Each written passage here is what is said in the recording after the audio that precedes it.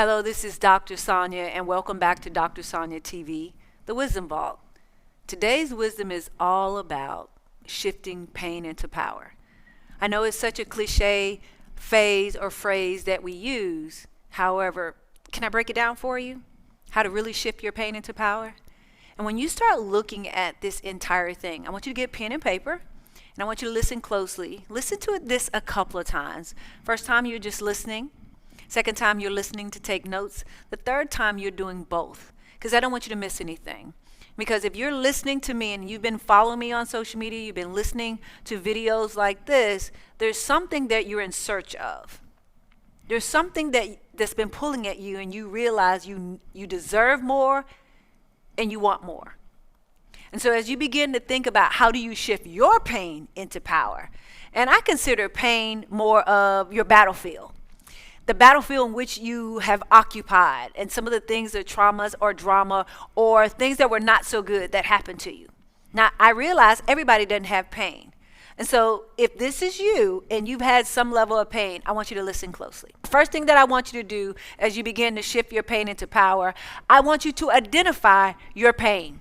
And identifying your pain may be a little painful, but it's a place and a space where you have to be very vulnerable to yourself first, and possibly get some much needed help, professional help if needed. So the phase one of shifting pain into power is to identify your pain. The second part of shifting pain to power is confronting your past.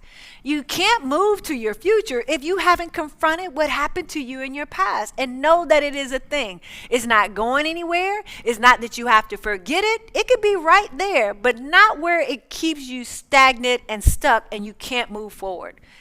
If I were to really think about even what happened to me about confronting my past, is going through a divorce and having a child at a very young age and being raped and all of that. Those things weren't going anywhere. They were a part, and they are a part of who I am today. But I had to confront those things. I had to forgive myself, so I recommend you forgive yourself about or for the things that happened to you. Confronting your past will give your future the opportunity to breathe. The third thing I'd like you to think about as you begin to shift your pain into power is discovering your true power. What is it? I hear all the time, Dr. Sonja, I want to know what my power is. I want to know what my power is.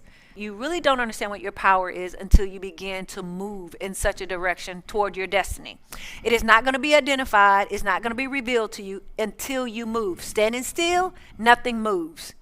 Things begin to shake, shift, and move as you begin to move forward. You have to create some level of movement. And so discovering your true power is not in the space and place where you are now. It is not until you start moving towards something that is calling you. Now, I can't identify what's calling you right now, but more than likely, it is something that's calling you to better, and you're trying to figure out, what's this pull on my life? I just want to be comfortable. It's not enough. Your purpose is too great for you to be playing so small. Next is shifting pain into power. You need to understand your power is your purpose. So as you begin to figure out what your true power is in life, I believe power is not what everybody else thinks. Power to me is possibilities and potential. The O is for opportunities. The W is wealth, worth, and well-being. The E is for excellence, and the R is for responsibility. When you go back and you break all these down, I want you to start thinking about, what are the possibilities for me?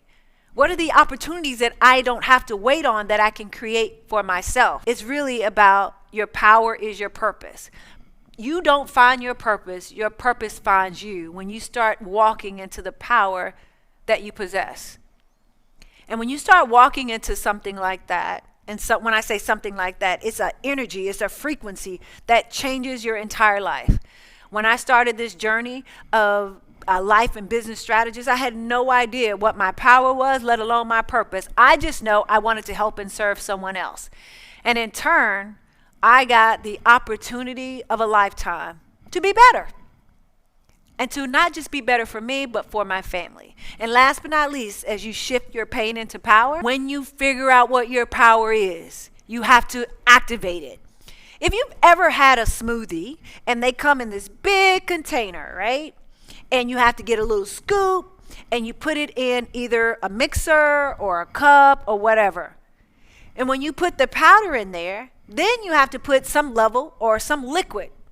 You just can't, oh, I'm going to drink this powder. You can, but that would be nasty. But what you have to do, you have to take some form of liquid to pour it in there. In order for you to begin to activate your power, the powder is put in your cup or the mixer, and you have to put some water. That water for you is your hands. You doing something, you thinking about something, you moving something.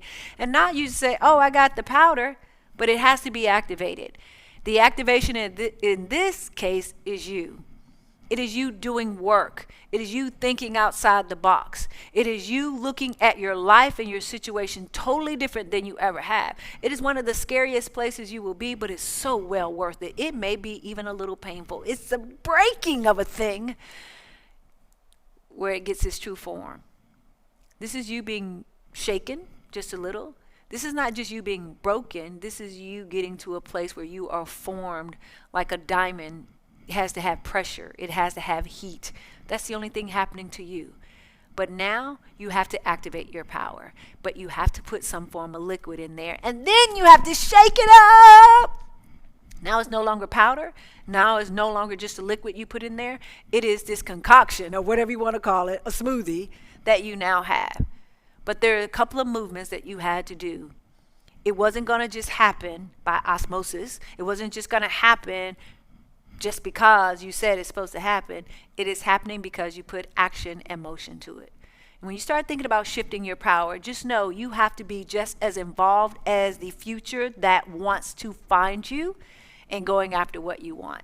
So shifting your power is not for tomorrow, it's for today to help shape your tomorrow. This is Dr. Sonja. I can't wait to see you for the next Wisdom Vault.